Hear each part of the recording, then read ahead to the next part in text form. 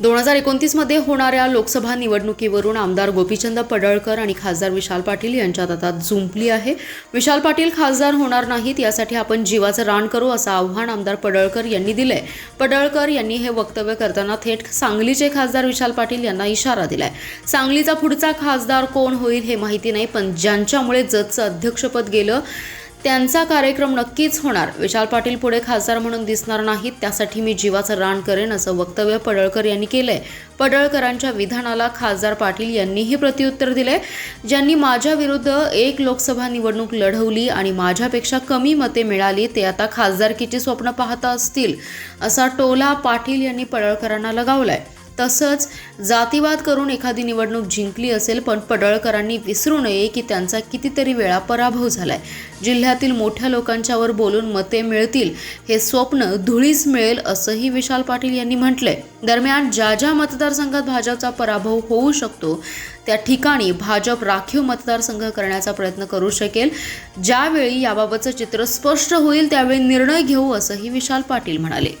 देशात अजूनही न्याय व्यवस्थेवर थोडाफार जनतेचा विश्वास राहिलेला आहे आणि आम्ही कोर्टाचे दरवाजे निश्चित आम्ही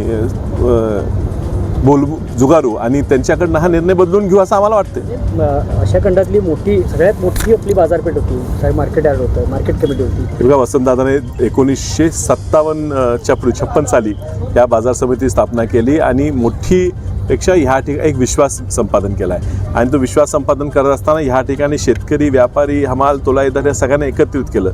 मोठ्या प्रमाणात गुजराती, मारवाडी समाजसुद्धा ह्या ठिकाणी आहे, मराठी समाज, जैन समाज, लिंगायत समाज, वेगवेगळ्या समाजाची लोक ह्या बाजार समितीत एकत्रित काम करतात आणि अशा बाजार समितीला बरखास्त करायचा हा जो त्यांचा निर्णय आहे हा राजकीय हेतूने आणि ह्यातनं जनतेचं नुकसान होणार आणि हे त्याचा विचार त्यांनी जरासुद्धा केला नाही। कोर्ट विचार करेल असं वाटतं। निर्वाचित बॉडी बरखास्त करण्याचं कारण काय? नाही, आता त्यांचं म्हणणं आहे विभाजन व्हावं।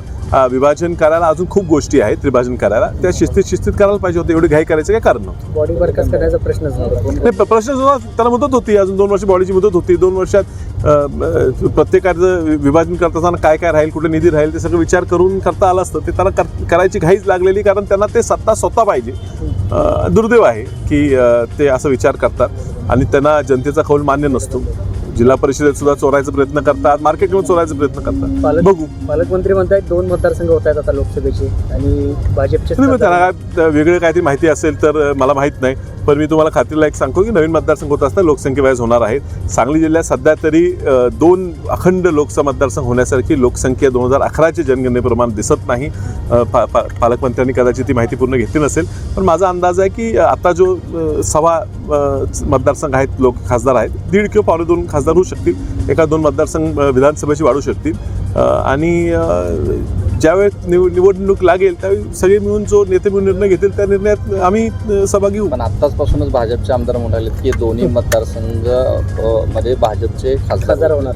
अरे आता कोण बोलते मला माहीत नाही, पण जर तेच बोलत असतील ज्यांनी माझ्या विरुद्ध एक लोकसभा निवडणूक लढवली आणि माझ्यापेक्षा कमी मतं मिळाली, त्यांनी आता काही स्वप्न बघायचे तर ठीक आहे, जातीवाद करून एखादी निवडणूक जिंकली असेल, पण त्यांनी विसरू नये की त्यांचा कित्येक वेळा पराभव झाला ही जनता ठरवते। तुमच्या भाषणाने, तुमच्या बोलण्याने, तुमची वैयक्तिक पातळीवर जाऊन टीका करणे आणि ह्या जिल्ह्यात जे काही मोठे लोक होऊन गेले, ज्यांनी ह्या जिल्ह्याचं नाही तर राज्याचं भलं केलं, त्यांच्यावर वैयक्तिक खालच्या पातळीवर टीका करून मतं मिळतील हे असं त्यांचं स्वप्न आहे। ते स्वप्न निश्चित धुळीत मिळणार। एक बाकीत वर्तवलंय की पुढचे खासदार तुम्ही नसणार आहे, तुम्हाला खासदार होऊन देणार नाहीत। नाही, अर्थात मला माहीत नाही, जर महिला राखीव पडलं तर मग मी उभारणारच नाही। त्यामुळे त्यांना कदाचित माहीत असेल किंवा जाणून बुजून ज्या ठिकाणी त्यांचा पराभवच होणार आहे त्या ठिकाणी राखीव करायचा प्रयत्न भाजप करू शकेल। ज्या वेळ होईल त्या निर्णय घेऊ। राग ज्यांनी जतचा जिल्हा परिषद अध्यक्ष होऊन दिला असा राग आहे त्यांचा। असं काय नाही, जतचा जिल्हा परिषद अध्यक्ष येणाऱ्या 6 वर्षातही होऊ शकतो। 5 वर्ष सत्ता आम्हाला मिळालेली आहे। प्रत्येक विभागात काही ना काही संधी द्यायचा आमचा प्रयत्न राहील।